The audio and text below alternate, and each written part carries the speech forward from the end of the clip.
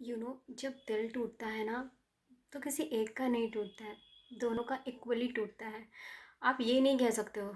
कि जो रो रहा है या जो बता रहा है सिर्फ उसके साथ ही हुआ है, या जो नाराज़ है उसके साथ ही हुआ है। नहीं, जो नाराज़ नहीं है, जिसके साथ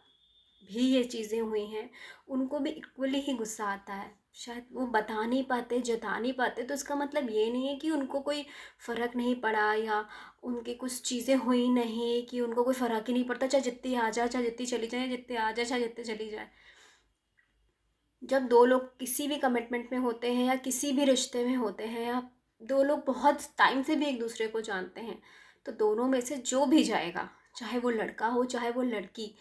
और गलती चाहे जिसकी भी हो, चीज़ें चाहे जिसने भी जो भी की हो, लेकिन जब एक रिश्ता ख़त्म होता है तो प्रॉब्लम दोनों को इक्वली ही होती है।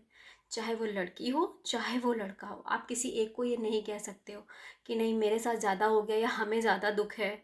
या कोई ये नहीं कह सकता कि नहीं चीज़ें मेरे साथ हुई हैं तो हम सब चीज़ बिलोंग करते हैं कि हमें सब कुछ होना चाहिए, सिर्फ मेरे साथ ही गलत हुआ है। नहीं, कोई भी रिश्ता ख़त्म होता है, प्रॉब्लम दोनों को उतनी ही होती है।